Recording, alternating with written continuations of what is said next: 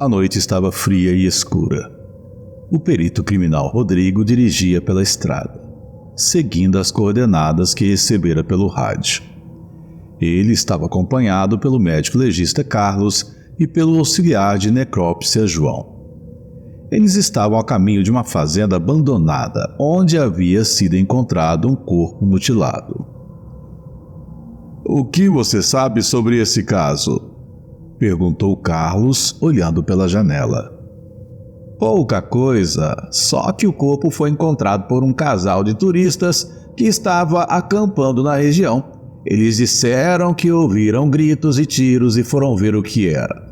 Quando chegaram na fazenda, viram o corpo e chamaram a polícia", respondeu Rodrigo.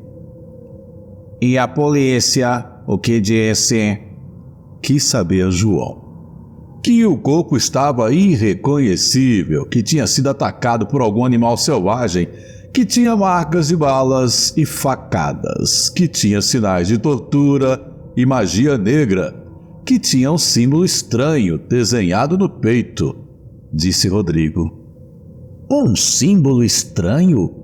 Que tipo de símbolo?" perguntou Carlos. "Não sei, eles não me mostraram a foto, mas disseram que era algo que nunca tinha visto antes", disse Rodrigo. "Isso não me cheira bem. Parece que temos mais um caso paranormal", disse Carlos. Parece que sim", concordou Rodrigo. Eles chegaram na fazenda e viram vários carros da polícia e uma ambulância. Eles mostraram suas credenciais e entraram na cena do crime. Lá, eles viram o corpo da vítima coberto por um lençol branco. Se aproximaram e levantaram o lençol. O que eles viram os deixaram chocados. O corpo estava completamente desfigurado. A cabeça estava separada do tronco, os braços e as pernas estavam arrancados. Os órgãos internos estavam expostos. O sangue estava espalhado por todo lado. No peito havia um símbolo feito com material brilhante e viscoso. Era uma estrela de 5 pontas com um círculo ao redor e vários símbolos e letras dentro. "Meu Deus, o que fizeram com ele?" reclamou João horrorizado. "Isso é um pentagrama, um símbolo usado por satanistas, bruxos, magos e outros praticantes de ocultismo", explicou Carlos. "Mas o que significa esse material? Parece metal líquido", observou Rodrigo. "Não sei, nunca vi nada igual. Vamos ter que levar para o laboratório e analisar", disse Carlos.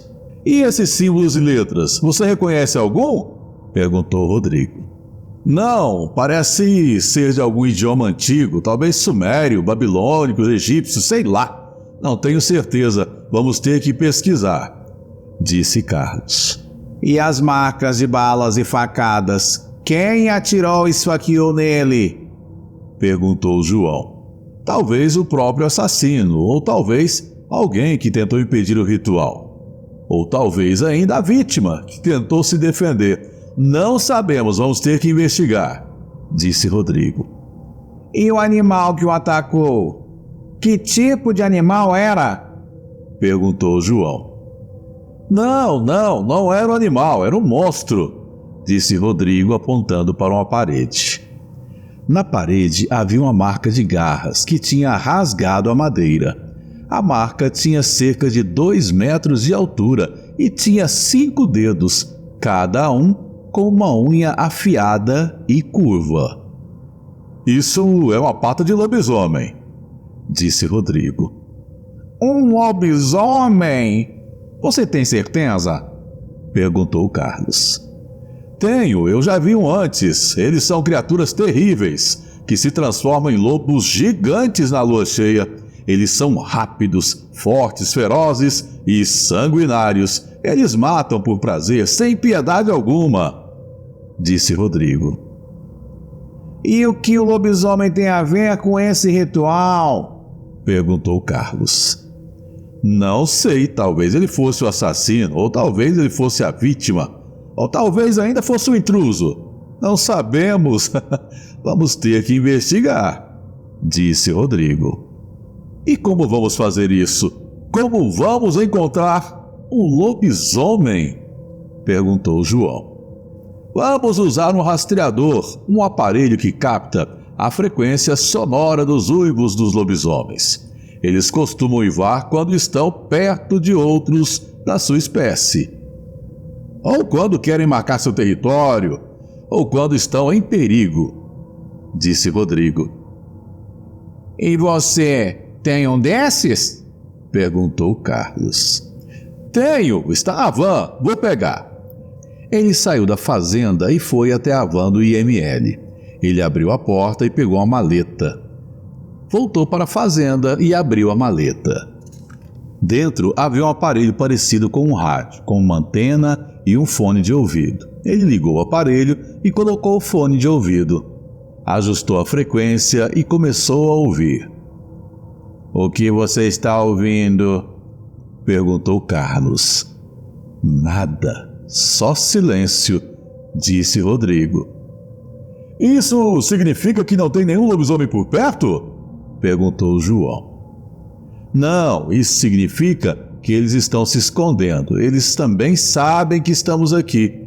Eles devem estar nos observando a essa hora. Eles estão esperando o momento certo para atacar. Talvez. Como você sabe? Perguntou Carlos. Sei lá, eu sinto um cheiro deles. O medo, a raiva. Eu tenho a impressão até que eles estão com fome.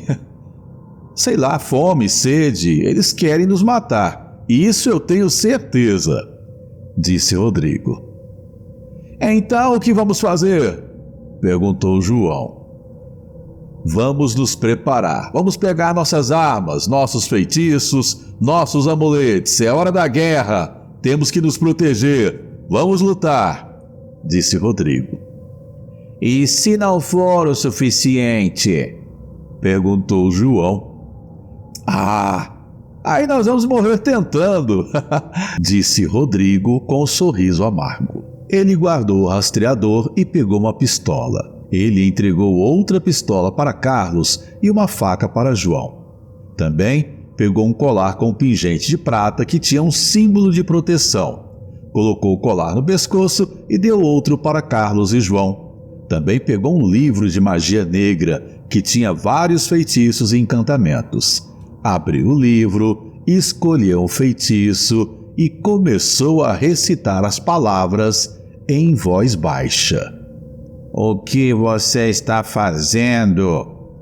Estou fazendo um feitiço de luz. Vai iluminar a fazenda e revelar se realmente aqui tem lobisomens, disse Rodrigo. E vai funcionar? Perguntou Carlos. Vai. Pelo menos é o que eu espero. Ele terminou de recitar o feitiço e apontou a mão para o céu. Uma bola de luz saiu da sua mão e subiu até o alto. Ela explodiu em milhares de faíscas que se espalharam pela fazenda. A fazenda ficou toda iluminada, como se fosse dia. Eles viram vários lobisomens que estavam escondidos nas sombras. Os bichos eram grandes, peludos, musculosos, olhos vermelhos e dentes afiados.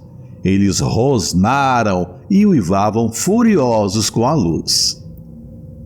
Lá estão eles! Gritou Rodrigo. Quantos são? Perguntou Carlos. Uns 10 pelo menos, disse Rodrigo. E nós somos 3, disse João. Nós somos 3, concordou Rodrigo. E agora? Perguntou João. Agora nós vamos fazer o que sabemos fazer melhor. Nós vamos fazer justiça, disse Rodrigo com um sorriso amargo.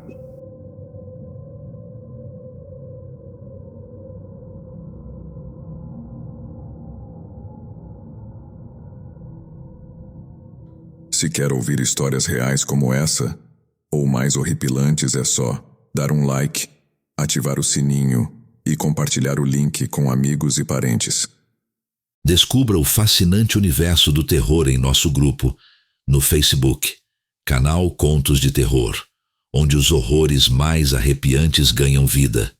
Entre se tiver coragem, mas cuidado, uma vez dentro, escapar pode ser mais difícil do que imagina. Junte-se ao grupo que está atraindo mais e mais corajosos exploradores do desconhecido a cada dia. Prepare-se para ser envolvido em uma atmosfera de medo, mistério e suspense que o fará rezar para entrar e implorar para não sair.